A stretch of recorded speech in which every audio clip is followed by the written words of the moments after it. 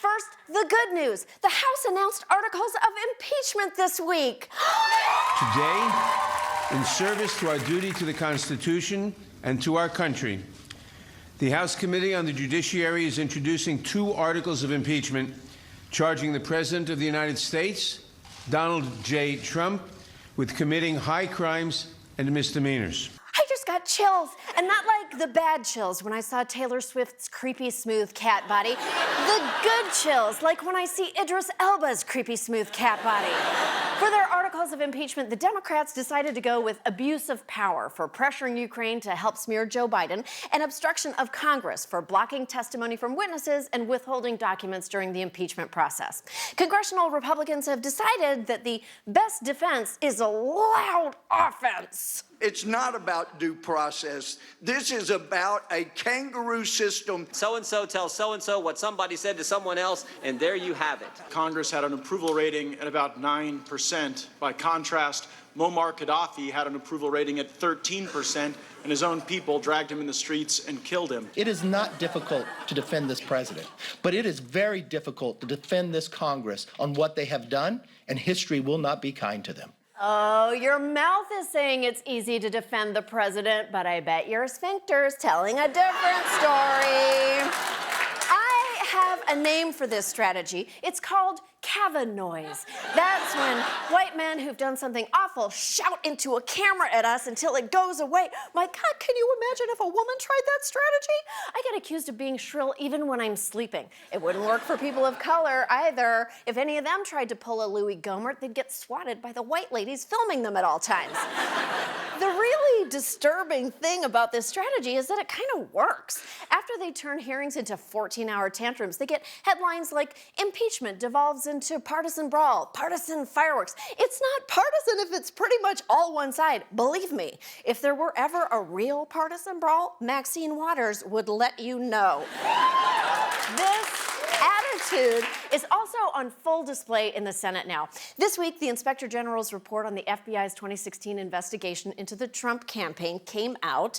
The report found that the FBI made serious errors in applying for surveillance warrants, but that the investigation was merited and not influenced by political bias. But to hear Lindsey Graham tell it, the FBI is penetrated by the tentacles of the deep state.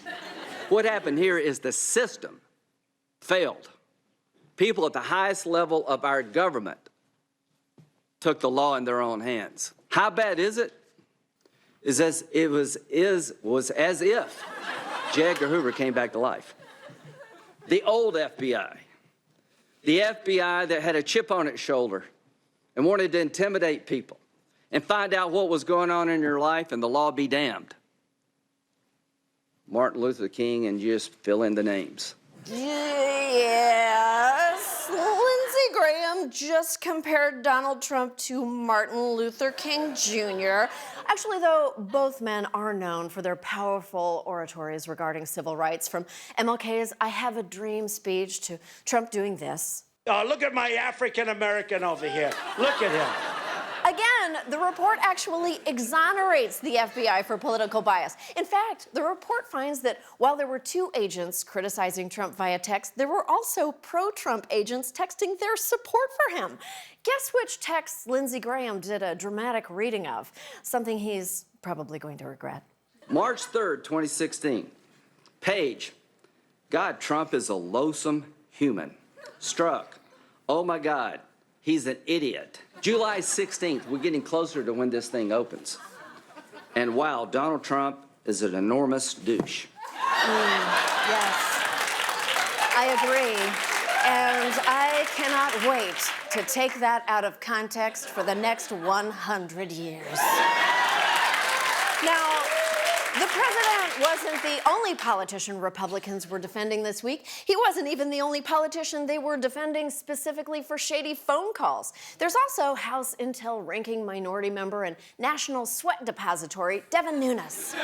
The House Intelligence Committee's ranking member, Devin Nunes, was closer to the Ukraine affair than he let on. There was a web of communications that he had with the now criminally indicted Ukrainian-American businessman Lev Parnas. If you're wondering what what Devin Nunes was doing, talking to one of Giuliani's jamokes, he also claims to wonder that. What did you discuss with Lev Parnas? Well, I don't even know because I've never met Parnas, and like I filed in federal court. And so, it's a great question because many people want to know, including myself. So, So you we're never working, had any phone conversation with him? We have not been able to confirm that yet. I've talked to me, and I just don't know if me was on the call with who. Thank you, Gorbay. Weirdly, Republicans are going all in on defending this newborn baby fawn, claiming that Democrats were out of line to reveal his name. Was it you or was it Chairman Schiff that said, while we're doing this, let's see if this matches Chairman Nunes' number? Somebody took the 4 records that you asked for, at least 4, took those numbers and then said, hey, let's play match game. Who ordered the match game? Welcome back to the congressional match game. Question. Dumb Devin is so dumb, he just tripped on his own blank. Boner.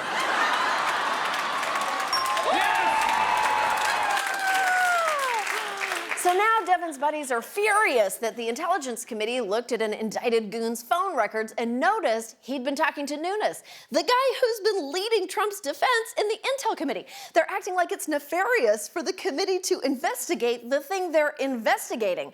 What's actually nefarious is that Nunes has been defending Trump without letting on that he's up to his neck in the same scandal, or up to where his neck should be. Look. Impeachment is a slog. The average American could easily come away from the impeachment proceedings with the impression that it's all just a big, loud, politically tainted cluster.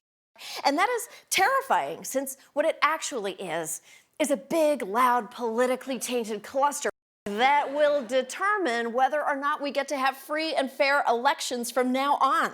As much as Republicans have tried to muddy the waters, it's actually very clear, as House Intelligence Counsel Daniel Goldman explained. President Trump directed a scheme to pressure Ukraine into opening 2 investigations that would benefit his 2020 re-election campaign and not the U.S. national interest. Despite the public discovery of this scheme, which prompted the president to release the aid, he has not given up. He and his agents continue to solicit Ukrainian interference in our election, causing an imminent threat to our elections and our national security. So I am begging you, pay attention, watch the hearings, read the reports. Don't let them shout you into apathy. Because in the wise words of the great senator from South Carolina, Donald Trump is an enormous douche.